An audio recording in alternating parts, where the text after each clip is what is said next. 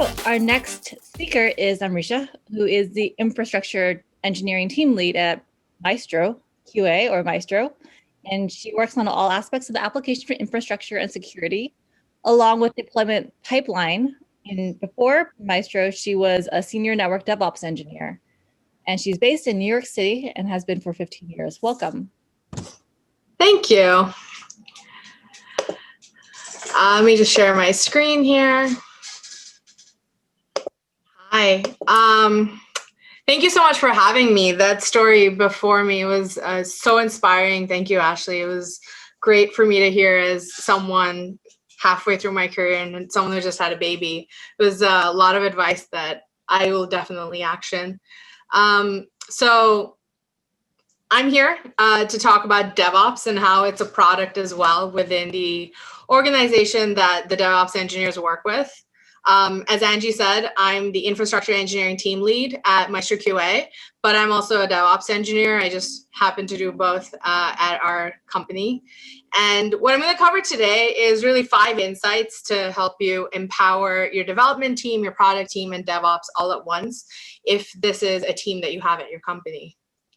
So a little bit about me. I'm a diplomat, and for those who don't know what that means, my father's a diplomat, and I'm Indian, but I was raised all over the world. We moved every 3 or 4 years, and the main thing that I learned from that is how to figure out a new school, a new environment, and where I fit into that, and really making the best of it. And that's what led me to Cooper Union and Cornell, where I got my degrees, and have been in New York ever since. I focused on various types of systems engineering and really looking at the whole system and how to make it work better. What are the things that go into making all the little pieces, all the little cogs work together? And what I've learned about myself is that I'm just a problem solver. I do logic puzzles for fun. I have a puzzle a day calendar at my desk that I do to get the juices flowing, and I really enjoy them. And over the course of my career, I've developed a real passion for engineering automated solutions for the teams that I work in and help everyone else get so much more out of the work that they do because they don't have to worry about fitting pieces together.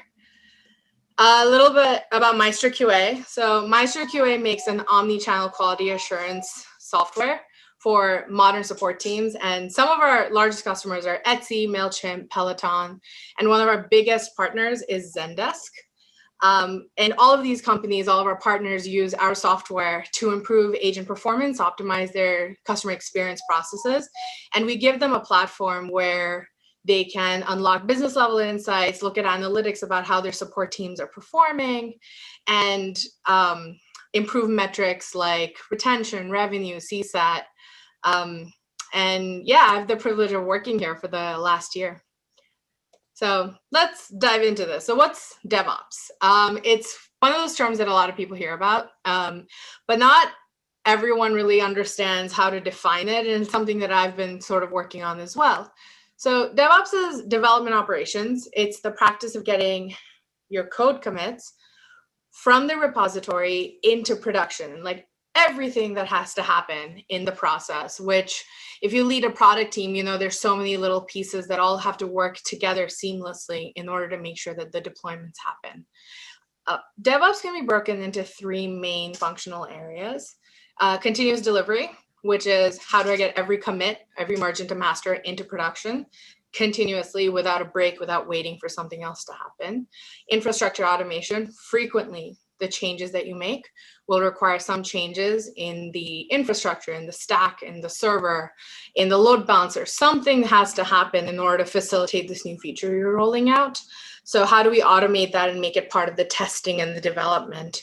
And monitoring and orchestration. So once your changes get into production, collecting feedback on how it's performing, metrics on whether there's how the CPU is working or how customers are, what the end user experience is, collecting all of that and feeding it back to your product team so that they can action on it and then deploy new changes.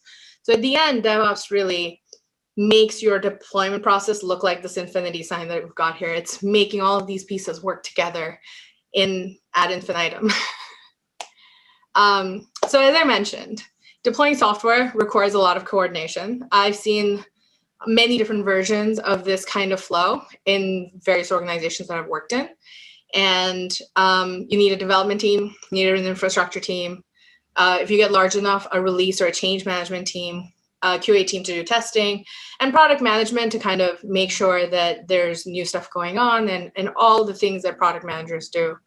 And it requires a lot of coordination across all of these teams, which introduces delays, opportunities for misunderstanding or having to spend time educating each other, translating what you need.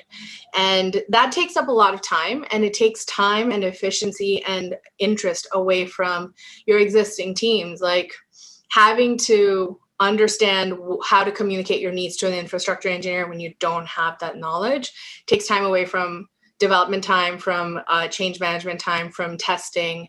So it really is a cost to your teams in order to have to like figure out how to get your changes across, right? So DevOps kind of brings that cost of how much time your teams spend communicating with each other down, because a DevOps engineer's job is to simplify this pipeline and make it happen more efficiently and more smoothly and consistently. So where does a DevOps team fit? If you look at your team and you realize that it's time to introduce DevOps, not something that a small company necessarily needs, but if your company's growing, your product's growing, and you find that you need DevOps, where would a DevOps engineer typically fit? DevOps engineers aren't developers and they aren't infrastructure engineers, but they do require enough proficiency in both to be able to communicate with both teams. And so they fit between these two teams and are typically as an extension of release management teams or change management teams, and are kind of like a missing piece between tying everything together. We have the skills to build you a custom delivery pipeline, which is essentially software. And this pipeline is operated by your existing release team and interacts with your infrastructure. And DevOps engineers, our goal is to build you a custom solution that fits and stay there to continue to maintain it as your needs evolve, as your product evolves, and as your organization evolves. So a DevOps team is really there to build you this product and continue maintaining it. So let's get into 5 insights on what will help you best work with DevOps engineers and empower them if you're managing a team with a DevOps function, and how to really make the best out of this really special skill set the DevOps engineers bring. So the first insight is that the team that's responsible for doing your deployments, you have some sort of function there. You'll either have a change management team or a senior developer that's very knowledgeable about the deployment process. They should be involved in the pipeline design process. They're giving you the user feedback, the initial discovery of what does the team actually need in terms of a pipeline. They should be heavily involved. They should be encouraged to interact with DevOps thoroughly, be demanding, and talk about what their pain points are. This pipeline that you see here, some version of it exists in every organization. A DevOps engineer needs to come in and figure out what this looks like and how to start automating it and how to solve the pain points so that everyone can go back to doing what they actually love doing. So make sure that your release team is talking to your DevOps team, providing feedback and looking at designs and fixing what needs to be fixed and making sure that the problem is well understood. The second insight is once a pipeline is done, this can take weeks, depending on how automated you already are, to months to years. Once a pipeline is done, the DevOps engineer isn't going to sit there and run it. DevOps engineers don't replace a release management functionality or an infrastructure functionality. They add to it. It's like you're buying software, except you are hiring the person to make the software for you. You wouldn't expect to make software and then use it yourself. You would expect to make software, have an end user use it, and then keep deploying patches. DevOps engineers do the same thing. Once you've built a pipeline, hand it off to the team that's actually going to run the releases. And then look at new technology, look at what direction tools are going in, see if the problem's changing, and the problem that they're solving for, the deployment pipeline, is changing, and make updates to it, make adjustments to the pipeline, bring in new technology. It helps DevOps engineers also feel empowered to stay on the cutting edge of the technology and make sure that you're keeping your end users happy, not having them go 2 steps back when the entire process changes. DevOps engineers make sure that the pipeline updates along with it. The third insight is to use the best tools for the job. The emphasis here is on plural.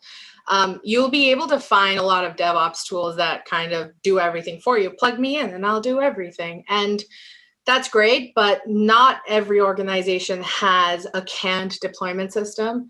And if you have a DevOps engineer, you have the person there that will integrate 5 different tools into one seamless pipeline for you. So there's no need to compromise on the experience for your developers or for your end users or for anyone else involved by using a singular tool. You have a person on hand who has the skills to figure out how to fit in the right tool for the right job in the pipeline and write the scripts or the programs necessary to make sure that it's a seamless integration. So you have a person to do the integration for you, and don't discount the impact that that can have on the end user experience. Fourth insight is to use an iterative approach, integrate automation deployment workflows into the pipeline early, and then provide feedback on how it's going. I'm sure everyone here has had some sort of experience where you've worked on a feature or deployed some software that didn't quite land. And it's discouraging to go through a long design process and a long implementation process and have that not land. And the way we've all figured out solving that is by using an agile approach, iterating early, providing a minimum viable product, and then seeing how that goes, collecting feedback and improving the end user experience. It's the same for DevOps. We can spend months building you a pipeline, and if it doesn't land, it's discouraging for everyone involved. So automate one part early, as you can see, the infrastructure deployment, see how it works. If it works, go ahead, automate a different part and string them all together.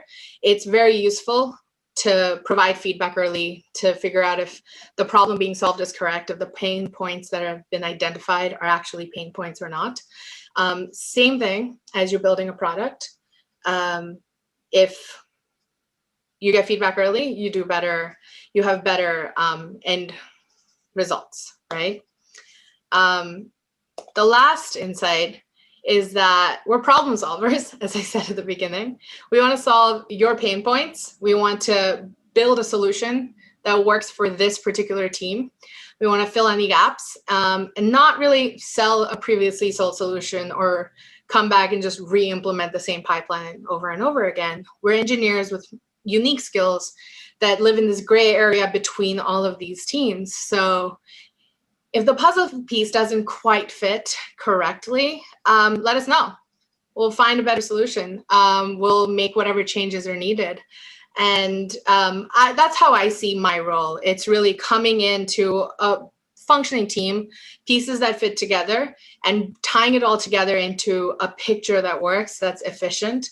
Bringing in DevOps means allowing your release team to focus on actually releasing software and not coordinating with changes with infrastructure and making sure development changes are done, making sure development changes, developers are working on code and building the next great feature, not worrying about whether their changes are actually going to get into production properly. That's why you bring in DevOps. So yeah, tell us if something's not working, tell us, we'll find a better solution. And until you give us that feedback, how would we know, right?